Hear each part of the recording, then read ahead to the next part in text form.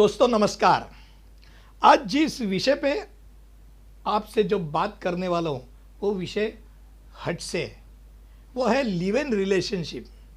इसमें कानूनी आधार क्या है? ये पाश्चात्य देश का फैड बोलते हैं, ये हमारे देश में कितने हमारे नज़दीक आके खड़ा है, इसके बारे में हम बात करने वाले हैं। दोस्तों वैसा देखा गया तो ये एक बहुत अहम विषय है। जब एक स्त्री और एक पुरुष दोनों एक साथ रहने का निर्णय लेते हैं और शादीशुदा न होते हुए एक साथ रहने के लिए निर्णय लेते हैं, तब उनके वो रिलेशनशिप को हम क्या नाम देते हैं? Live in relationship. अब ये नया फैड है। अब इसके बारे में बोलना है तो एक उसमें से फायदे की बात भी करेंगे, नुकसान की बात भी करेंगे। कुछ फायदे भी है, जैसे मानो इसमें दोनों एक साथ आते हैं, दोनों एक साथ रहते हैं, एक दूसरे को पहचानते हैं। अगर मानो नहीं जम रहा है तो शांति से अलग भी होते हैं। अब कौटुंबिक न्यायालय में देखा जाए तो ऐसे बहुत सारे सामने आ जाते हैं कि जिनको जबरदस्ती से शादी के बंधन में जोड़ा गया, जमा ही नहीं, दूसरे महीने में आ गए फैमिली कोर्ट का दर्शन लेने। तो इसका अर्थ कुछ तो एक साथ रहने के लिए आवश्यक है। अभी ये एक साथ रहना, इसमें शरीर संबंध हो जाए तो होने वाले बच्चे का क्या? भारतीय मनोवृत्ति क्या है? ऐसा तो होना नहीं चाहिए, ये बहुत गलत है, या ऐसा होना नहीं चाहिए। हम मान लेते हैं, हम भारतीय मनोवृत्ति का निश्चित स्वरूप पे आधार करते हैं, यह आदर युक्त ही है। पर अभी जैसे जैसे देश बढ़ रहा है, अलग अलग विषय में अलग अलग नजरिया सामने आ रहा है। कुछ साल पहले की बात है, एक बहुत बड़ी नटी थी, उसने वेस्ट इंडीज़ के जो क्रिकेटियर है उससे के साथ बिना शादी के बंधन, उसके साथ लिव इन रिलेशनशिप का नाता जोड़ा। उससे उसको अपत्य भी हुआ, पर उसने उसका जिक्र न करते वो जो अपना अपत्य है, अपना चाइल्ड है, उसको अच्छी तरह पाला पोसा। ऐसा बहुत कम सा दिखता है। पर आज कैसा? आज मैं भी मान लेता हूँ, मेरे खुद का रिश्तेदार एक है, अभी वो पढ़ने के लिए परदेश गया है। परदेश से उसने अपने माता पिता को बता दिया है कि भाई मैं अभी इधर की एक लड़की से प्यार में पड़ा हूँ और उसके साथ लिव इन रिलेशनशिप में रह रहा हूँ। वो अलग धर्म के, अलग जाति के। अब कोई चाह रहा है? कोई है ही नहीं चाह रहा। ये पहले के ज़माने में नहीं था, पहले के ज़माने में अलग सा था।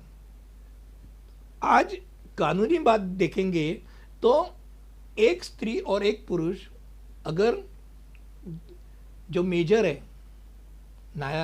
अगर मेजर है, उन्होंने एक साथ आके अगर निर्णय ले लिया है कि हम एक साथ रहेंगे, शरीर संबंध रखेंगे, उस पे कोई कानूनी जुर्म नहीं होता है। और इसी का नाजायज फायदा उठाते हुए बहुत सारे स्त्री को ऐसे पुरुष लोगों ने इसका नाजायज फायदा लेना चालू किया कि सर्वोच्च न्यायालय में को इसको नज़रअंदाज न करते हुए दखल अंदाज लेनी पड़ी। उसमें 1978 में एक निकाल आ गया, उसने लिव इन रिलेशनशिप को कानूनी आधार दे दिया। इंद्र शर्मा वर्सेस केवी शर्मा, ये 2013 का जो निकाल था, उसमें लिव इन रिलेशनशिप में रहने वाली औरत को डोमेस्टिक वायलेंस एक्ट और मेंटेनेंस मांगने का भी अधिकार दे दिया। अभी देखा जाए तो ये रिलेशनशिप को लिव इन रिलेशनशिप संबोधने के लिए सुप्रीम कोर्ट ने भी कैसा किया? उसने उसको मैरिज का दर्जा नहीं दिया।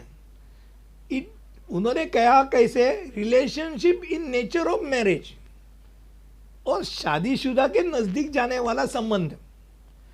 अब आज के ज़माने में देखा जाए तो जो ज्येष्ठ नागरिक है, बूढ़े हैं, उनकी वो ज़रूरत है। अभी होता ऐसा है कि जो पुरुष है और स्त्री है, दोनों की उम्र 60+ है मान लो, और उनके पार्टनर कुछ न कुछ कारण स्वर्गवासी हो गए। अब उनके बच्चे हैं, उनके पोते हैं, पर हर एक आदमी अपने अपने जीवन में है। अब इनकी जो आवश्यकता रहती है, जैसे बोले आर्थिक और सामाजिक वो आवश्यकता रहती नहीं है, वो रहती है, उनके पास बहुत सारा पैसा रहता है, वो कोई प्रॉब्लम नहीं रहता है, पर बौद्धिक जो गरज रहती है, हम किससे बातें करेंगे? बातें करने के लिए, उनसे बातें करने के लिए वक्त ही नहीं किसको। तो ऐसे समय में लिव इन रिलेशनशिप में दो बुजुर्ग एक साथ आ जाते हैं, तो उनको एक खुद के लिए एक अच्छी तरह जगह मिल जाती है। और ऐसी रिलेशनशिप में बहुत सारी कठिनाइयाँ भी कम हो जाती है। जैसे मान लो अगर बंधन हो गया शादी का, तो औरत जो है उसको अगर पेंशन चालू है, पहले पति का पेंशन चालू, पेंशन बंद हो जाएगा। अब लिव इन रिलेशनशिप पेंशन नहीं बंद होगा। ऐसे भी फायदे, पर एक बात 100% हम गौर करेंगे कि लिव इन रिलेशनशिप का नाजायज फायदा उठाने वाले को भारतीय कानून छोड़ता नहीं। मुझे लगता है दोस्तों ये अलग सा और हटका विषय था। कानूनी बात बताते समय एक बात 100% आपको बताना चाहता हूँ, आज के तारीख में, पहले कैसे ये हो गया बूढ़े लोगों का, अगर मान लो दो कम उम्र के एक औरत और एक मर्द एक साथ रहते और उनको बच्चा हो गया, पहले ज़माने वो बच्चे को नाजायज कहता था, उसको जायदाद में कुछ नहीं मिलता था। आज कानून क्या कहती है? कानून कहती है वो बच्चा कभी भी इलेजिटिमेट होता नहीं है, लेजिटिमिटी है, उसको कानूनी हक है अपने पिता का और अपने माँ के जो कोई जायदाद है उसमें हक जताने का। अब कानून बदल रहा है, हटके थोड़ा थोड़ा करके कानून बदल रहा है, पर कानून बदलता है वो आपके सामने रखने का, आपको बताने का यही नज़रिया था। मुझे लगता है अलग का और हट के बनाया हुआ वीडियो आपका कैसा लगा, आपको अच्छा लगा रहेगा। तो ऐसे ही अलग अलग विषय में मैं लायन एडवोकेट अरुण देशमुख, ये मेरे यूट्यूब चैनल के जरिए मैं आपसे बातें करते रहता हूँ। आपको अगर अच्छा लगे तो इसको ज़रूर सब्सक्राइब कीजिए। धन्यवाद।